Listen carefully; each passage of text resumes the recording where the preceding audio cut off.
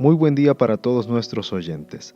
Nuevamente el Señor nos ha concedido la vida porque sus misericordias son nuevas cada mañana. Segundo de Crónicas 20:20 declara que en el momento más difícil de la guerra, Josafat dijo al pueblo: Creed al Señor vuestro Dios y estaréis seguros. Creed a sus profetas y seréis prosperados. Que este sea nuestro deseo al estudiar la palabra de Dios.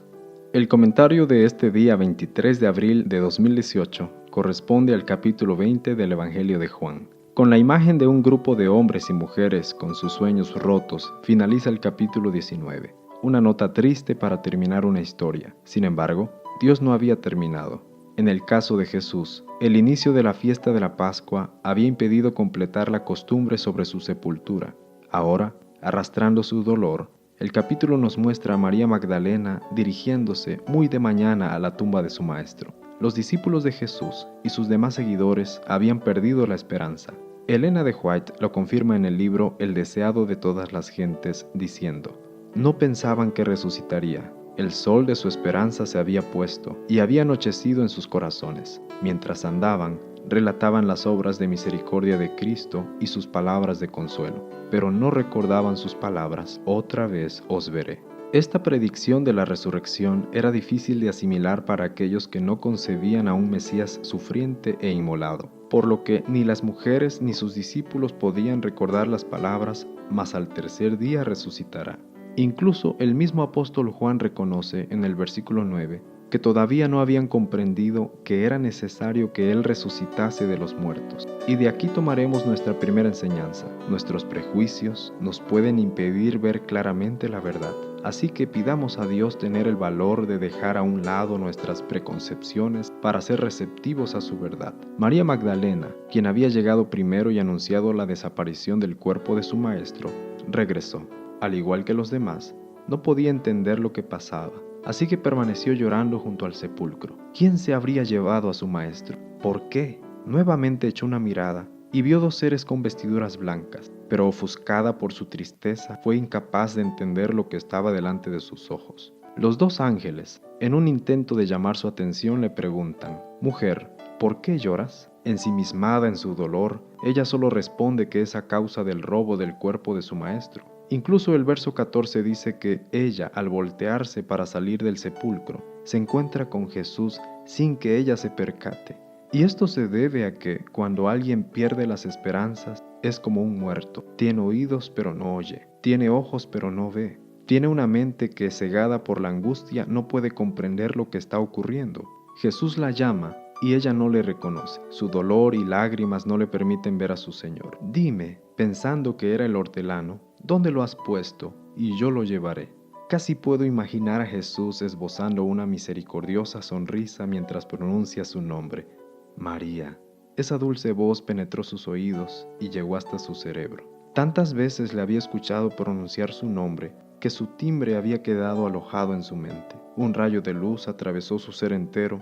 Esa voz era la de su amado Maestro. Maestro, le dijo, y con el impulso del gozo de la esperanza renovada, se arrojó a esos pies que antes habían jugado con sus cabellos.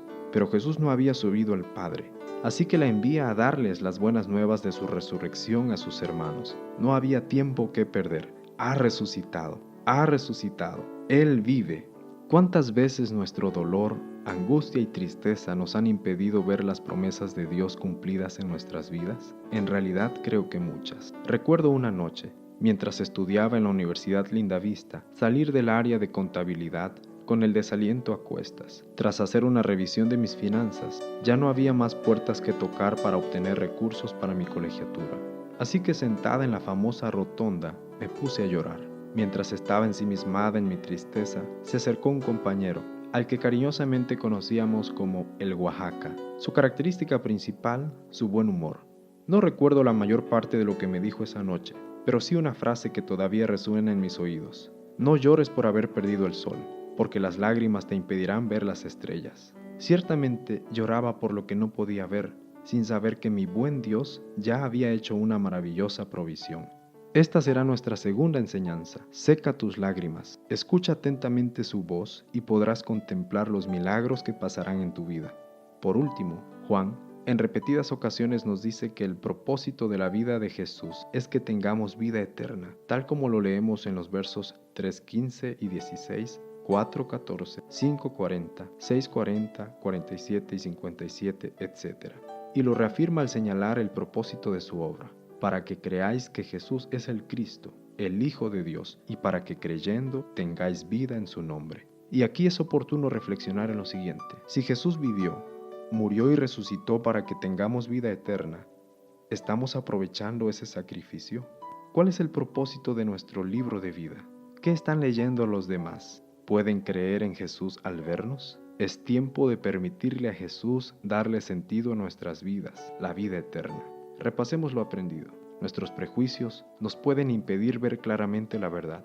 Pidamos a Dios tener el valor de dejar a un lado nuestras preconcepciones para ser receptivos a su verdad. Seca tus lágrimas, escucha atentamente su voz y podrás contemplar los milagros que pasarán en tu vida. Es tiempo de permitirle a Jesús darle sentido a nuestras vidas, la vida eterna. Que Dios te bendiga. Damos gracias a la maestra Anacili Ramírez Suco por compartir esta meditación y quien es capellán del Colegio Nicanor González Mendoza en los planteles Grijalva y Usumacinta en la ciudad de Villahermosa, Tabasco, México.